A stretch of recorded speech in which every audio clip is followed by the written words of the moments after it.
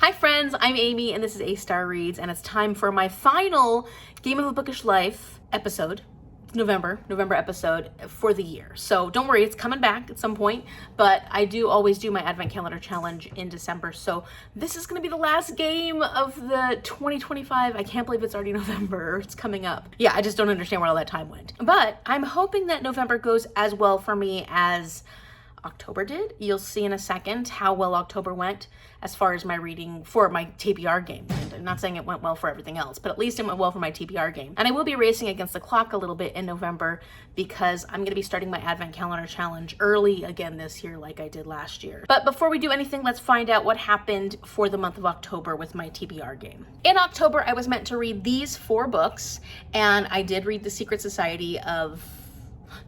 Book Society. I ended up DNFing Undeath on the High Seas. Yeah, I was a little bummed about that, but the writing just was a problem for me. And Drive Your Plows Over the Bones of the Dead, I'm currently almost halfway through that one, so I am working on that one.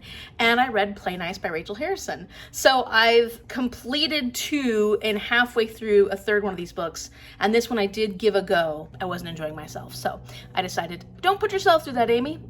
So I did really well. I at least attempted every single one of these books. As far as the viewer prompt went, 6 of you have submitted your viewer prompts and have completed those books. So I'm able to move forward 6 spaces. And don't forget, you still have time until the end of the month to submit for your viewer prompt. So submit those entries so you can get placed into the giveaway. So that means for my very first move, I will get to move forward 6 spaces, and I won't be using the spinner wheel for that. As usual, I will have 4 book prompts unless the board gives me something else. There are possibilities for extra books to be added, but hopefully we'll stick with 4 because November is going to be a busy month. If you've never seen my game before and you'd like to know all about the rules, I will link the January video up here, which talks a bit about my game, the rules, and you can always, of course, go back and watch my games and see how the gameplay goes. Without further ado, let's go ahead and check out that very first bid. Okay, so since 6 of you submitted your viewer prompt for the month of October, I get to move forward 6 spaces.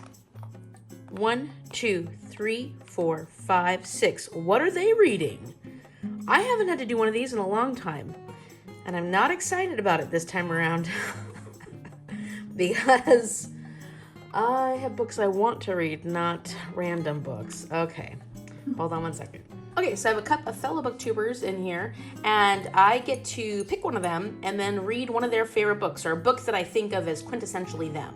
Like, this is a book I think of when I think of this booktuber. So let's see what I end up getting. I'm gonna go, everybody's gonna fall out.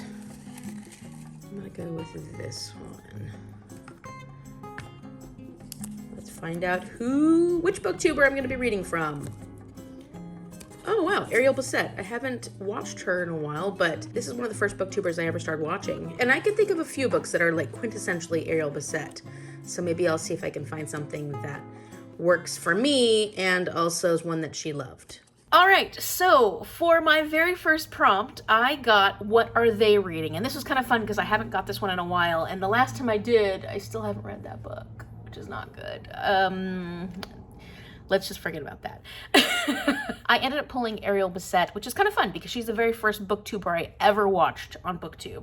And so I'm getting a chance to read one of her favorites. And if you know anything about her, her favorite author of all time, or at least it was back in the day, was George Orwell. So I'm gonna read Animal Farm by George Orwell. I really do like George Orwell's writing. I'm more into his nonfiction, I think. Okay, I've read one of his fictions and one of his nonfiction, and I liked the nonfiction better. So that's not really a good indicator if I'm overall more into his nonfiction. But I'm excited to read this one. I've heard such great things about it. It's on my scratch board, and it's about time that I get to this book. And it's not going to be a super long book, so that will be really nice. The Animal Farm is all about these animals on a farm and their place within their little society. There's a lot of social commentary. I think about socialism. I think about the government. I don't know exactly, but I'm a big fan of books with heavy social commentary. So I'm looking forward to finally getting to this one and trying out one of ArielBissett's favorite books. All right, now it's time for my second prompt, and this time I'm going to be using the spinner wheel. So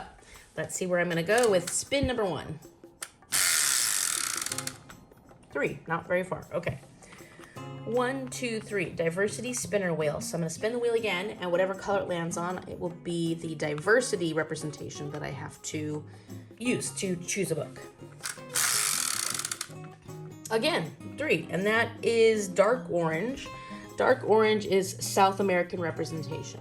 So basically what that means is that I need to pick a book that has a character from a South American country or an author from a South American country, just so I'm getting representation, or it's set in a South American country, so that I'm getting representation of a place other than the US. For the second prompt, I got diversity spinner wheel, and when I spun the wheel again, I got South American representation. And I feel like I've been getting this one a lot. This same thing, this same representation. But it works out because I'm gonna be reading Thirst by Marina Yuszczuk. And this one is a sapphic vampire story. It's not a very long one either, which helps me out quite a bit.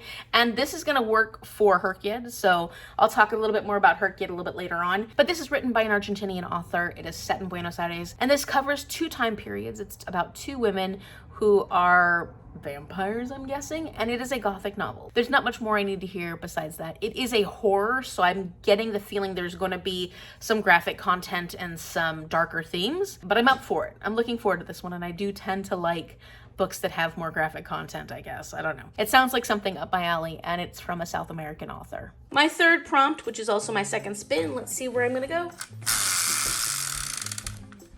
3. Wow, I like the 3 today. Okay. So I'm gonna get stuck here. So I've got to decide whether I'm gonna go this way or whether I'm gonna go this way. So I'm gonna spin the wheel, and if I go 1 through 5, it's gonna be to the left. If I get 6 through 10, it's gonna be to the right. Watch it be 3 again. 2, okay. So I'll be going to the left. I'm moving 3 spots. My original spin was 3 spots.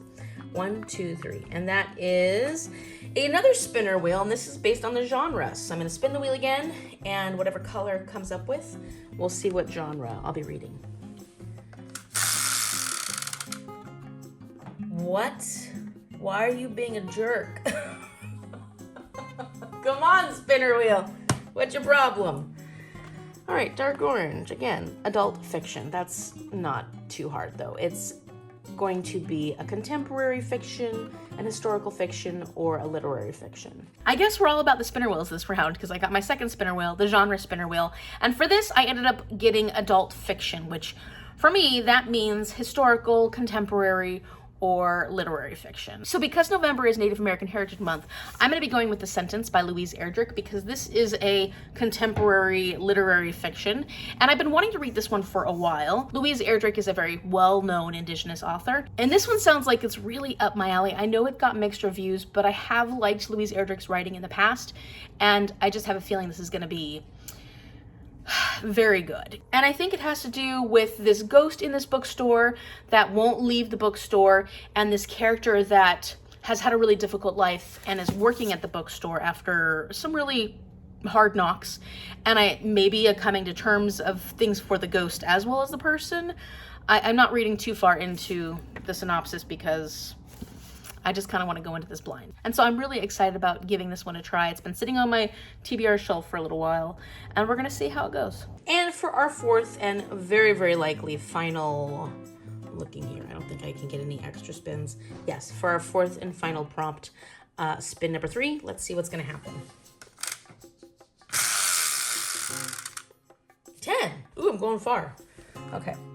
1, 2, 3, 4, 5, 6, 7, 8, 9, 10. A 5-star prediction? What? Oh, mom's sneezing.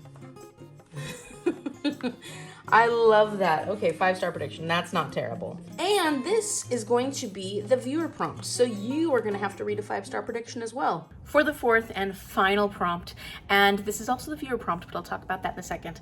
I got 5-star prediction, which I think that I'm taking the easy way out in this, but I got to get this on my TBR because I will be reading Fool's Fate by Robin Hobb in the month of November, and this is a 904-page book. It's huge. Just been loving this trilogy within the realm of the Elderlings, and this is the third book, and I imagine this is going to be a 5-star because the first book is a 5-star. I'm almost done with the second book. I'm pretty sure it's going to be a 5-star. So, I mean, safe bet. Safe bet this will be a 5-star and I can get it on my TBR. I will be reading this because if I don't, I will get into a lot of trouble with my HRCYED plans. This series overall has to do with Fitz, which is the illegitimate son of the prince in waiting within this kingdom, and he gets pulled into the politics and the drama of the castle by becoming an assassin. This is in the first trilogy, but so much happens to the point where we get here that I don't want to give anything away. Fitz from a young age is taught how to be an assassin, and he has to do a whole bunch of horrible things, and a whole bunch of horrible things happen to him. So just beware of that. This is not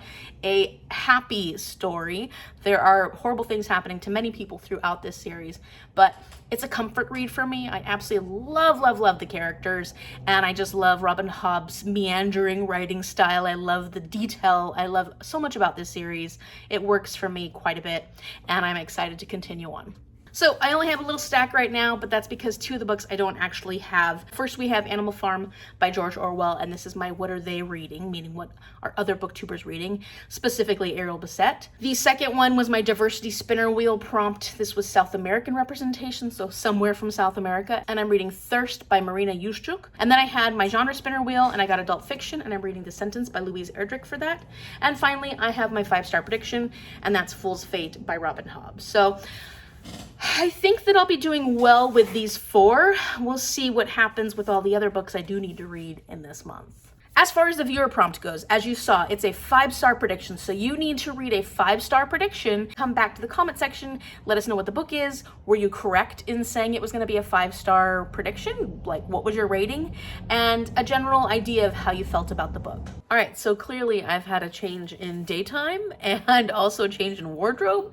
I ran out of time this morning when I was trying to film this video before going to work. So I'm home from work and I'm ready to tell you about my November HRCYED plans. So before I get into that, let's look at the spinner wheel, which I spun twice this month because the first thing I landed on was spooky creatures. And that actually works out.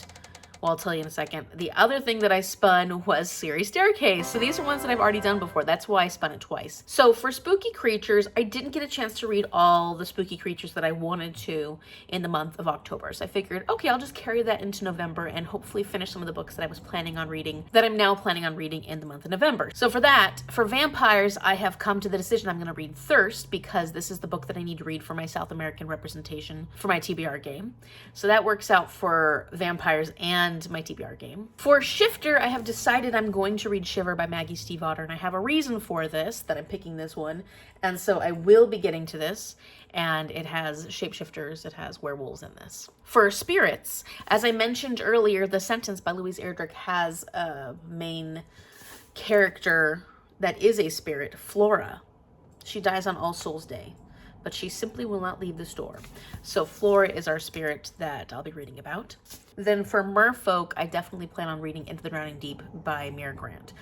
I haven't decided on what I'm going to read for Fae Folk. If I end up having time to read something extra, I'll figure out what I'm going to read about fairies, but I don't think I'm going to have time to add that book on here. So I will be trying to get as much of the spooky creatures done as I possibly can. But, you know, the goal is to try and further more of these. And I have figured out ways to make all of the prompts and all of the books work for at least 2 HRCYED prompts. So even if these are working for spooky creatures or Series Staircase, they will also work for other things. So I will be working towards other challenges within HRCYED. And then for Series Staircase, I'm going to work on reading Hook, Line, and Sinker, which is the second book in the duology by Tessa Bailey. I don't remember what the first one's called now. It's just not coming to my head. And then for trilogy, I will be completing that by reading the 3rd book in the Part of Your World trilogy by Abby Jimenez by reading Just for the Summer. And this works for Bookstar read-alongs as well because in November we're reading this book, the final book in this series. So that is the way I'm going to contribute to Series Staircase. I do have other plans now for the 4+ books in a series, and I'll talk about that in my upcoming November HRCYED update. Also in November for HRCYED, I'll be continuing my challenge, which is to read all the books in the Realm of the Elderling series, and that's continuing with Fool's Fate. This is the one I'm like, whew, that is a big book for the month of November. I'll probably end up reading mostly this because this is like 3 books in one. Let me know in the comment section down below, have you read any of the books that I talked about in this video and some of your thoughts? Did you enjoy them? Will I be having a good time reading in the month of November? And if you like this video, give it a big thumbs up and subscribe so you can see what happens in the month of November with my reading. And then towards the end of the month, when I start with the Advent Calendar Challenge, that video is going to come up hopefully in the middle of next month. So stay tuned for that. Stay tuned for all the fun that's coming soon. Thank you so much for watching, and I will see you later. Bye.